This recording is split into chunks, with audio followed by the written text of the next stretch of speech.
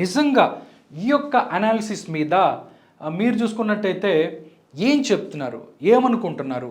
మీరు ప్రజాభిప్రాయం ఏంటి? మొత్తం 175 నియోజకవర్గాలలో 72 మంది ఓడిపోయే పరిస్థితిలో ఉన్నారని చెప్పి నిజంగా మీరు భావిస్తున్నారా? నిజంగా భావిస్తే మీ యొక్క కామెంట్ని తెలియచేయండి, కామెంట్ రూపంలో అభిప్రాయాన్ని తెలియచేయండి. ఇలా చెప్పుకుంటూ పోతే ప్రతి అంశం మీద కూడా వాళ్ళు ఒక కూలంకుషంగా వాళ్ళ యొక్క సర్వేని ఇచ్చిన పరిస్థితి కనబడుతుంది. ఒకసారి చూస్తే reason wise projected assembly constituencies for the parties in Andhra Pradesh as on 28/2028. చూసుకున్నట్టయితే నేమ్ ఆఫ్ ద రీజన్, దాంతోపాటు assembly constituencies, projected assembly constituencies ఒకసారి చూసుకున్నట్టయితే ఉత్తరాంధ్ర చూసుకున్నట్టయితే ఇక్కడ చూస్తే మొత్తం 34 అసెంబ్లీ నియోజకవర్గాలు ఉన్నాయి ఆంధ్రప్రదేశ్లో, ఉత్తరాంధ్రలో. దాంట్లో వైఎస్ఆర్ కాంగ్రెస్ పార్టీకి అత్యధికంగా 17 స్థానాలు రాబోతున్నాయి అని వాళ్ళు చెప్తున్నారు. టీడీపీ, జనసేన, బీజేపీకి 13 రాబోతున్నాయి. కీన్ కంటెస్ట్లో 4 ఉండబోతున్నాయి అని చెప్తున్న పరిస్థితి కనపడుతుంది.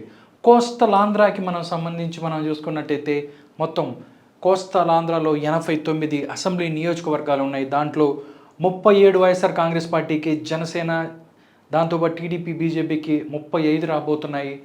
దాంతోపాటుగా ఇక్కడ కీన్ కంటెస్ట్లో 17 ఉండబోతున్నాయి. రాయలసీమకి సంబంధించి చూసుకున్నట్టయితే మొత్తం 52 ఉంటున్నాయి. ఇక్కడ చూసుకున్నట్టయితే 29 స్థానాలు వైఎస్ఆర్ కాంగ్రెస్ పార్టీకి, 14 స్థానాలు కూటమికి, 9 స్థానాలు పోటాపోటీగా ఉండబోతున్నాయని చెప్తున్నారు. ఇక్కడ చూసుకున్నట్టయితే వైఎస్ఆర్ కాంగ్రెస్ పార్టీ 52లో 29 స్థానాలు, అంటే రాయలసీమలో మళ్ళీ వైఎస్ఆర్ కాంగ్రెస్ పార్టీ తన యొక్క ఆధిపత్యాన్ని కొనసాగించబోతోంది అని చెప్పి కూడా చెప్తున్న పరిస్థితి అయితే కనిపిస్తుంది. టోటల్గా చూస్తే 175లో 83 స్థానాలు వైఎస్ఆర్ కాంగ్రెస్ పార్టీకి, 62 స్థానాలు కూటమికి, 30 కీన్ కంటెస్ట్లో ఉన్న పరిస్థితి కూడా కనిపెడుతుంది. దానికి సంబంధించి వాళ్ళు ఇచ్చిన, అంటే రీజన్ వైజ్గా వాళ్ళు ఇచ్చిన report.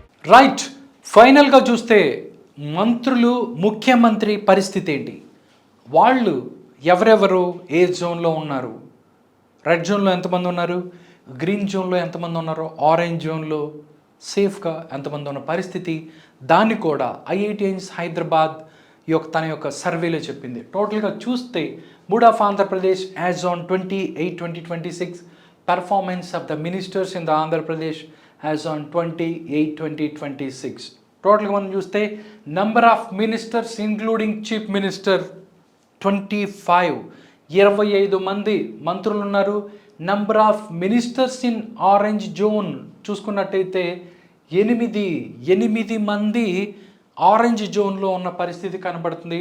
Number of the ministers in red zone 10 మంది. టోటల్గా 25 మందిలో 10 మంది మంత్రులు ఎవరైతే ఉన్నారో వాళ్ళు రెడ్ జోన్లో ఉన్నారు. వాళ్ళ పరిస్థితి జిల్లాలో అవ్వచ్చు, మిగతా చోట చాలా దారుణంగా ఉంది. Number of the ministers in green zone చూస్తే 7% అని వాళ్ళు చెప్తున్నారు.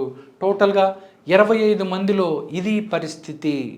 ఒక్కసారిగా అంటే అన్ని దాని మీద కూడా వాళ్ళు, అంటే 2029 ఎలక్షన్స్లో ముఖ్యమంత్రి అభ్యర్థిగా ఎవరు రాబోతున్నారు, ఎన్ని సీట్లు వస్తాయి, ఒకవేళ కూటమిగా వెళ్తే ఎన్ని సీట్లు వస్తాయి, బీజేపీ, జనసేన కలిసి వెళ్తే వస్తాయి, విడివిడిగా వెళ్తే ఎన్ని వస్తాయని కూడా ఈ యొక్క సర్వేలో సిఈఓ ఐఐటిఎన్స్ హైదరాబాద్ సర్వే ప్రతిదాన్ని కూడా క్షుణ్ణంగా తన యొక్క ఏదైతే సర్వేనో ఇచ్చిన పరిస్థితి కనపడుతుంది. నిజంగా అలాంటి పరిస్థితి ఏదైతే ఈ యొక్క సర్వే చెప్తున్నట్టుగా అలాంటి పరిస్థితి ఆంధ్రప్రదేశ్లో ఉందా? ఏం జరుగుతుంది నిజంగా గ్రౌండ్ లెవెల్లో, ఏం జరుగుతుంది నిజంగా?